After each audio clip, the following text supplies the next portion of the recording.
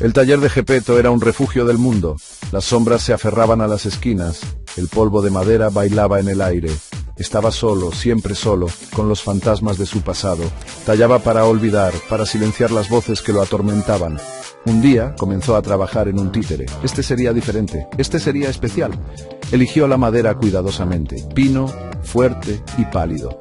Trabajó durante toda la noche, su cincel era un borrón. Al amanecer miró su creación. Era un títere, sí, pero se sentía diferente. Lo llamó Pinocho. Pinocho era hermoso, sus extremidades de madera eran suaves y realistas. Sus ojos pintados parecían observar cada movimiento de Geppetto. El anciano sintió un escalofrío en la espalda. Era solo un títere, tenía que serlo. Pero a medida que pasaban los días, Geppetto notó cosas.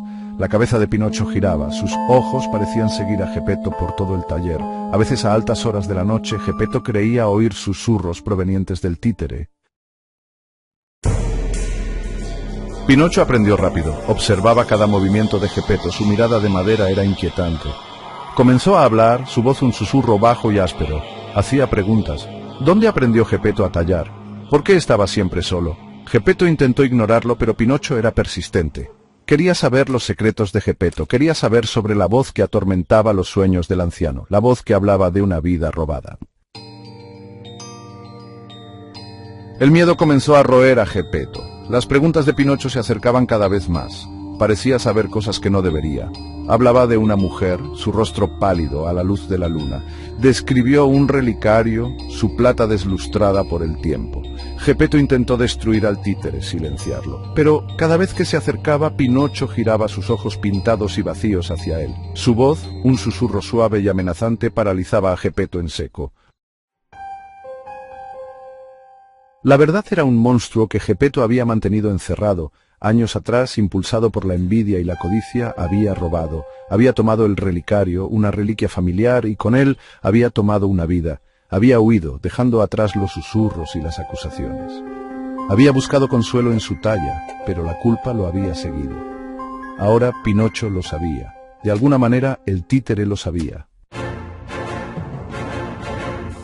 El taller se convirtió en una prisión.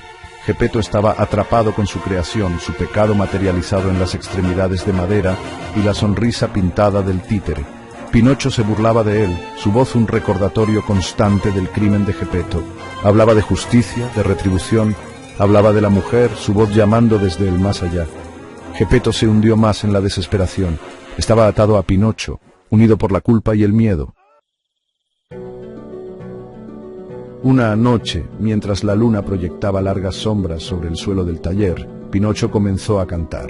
Era una canción de cuna, una melodía que Geppetto conocía. La había escuchado cantar a la mujer del relicario. Retrocedió tambaleándose, con los ojos muy abiertos por el horror. La voz de Pinocho se hizo más fuerte. La canción de cuna llenó el taller.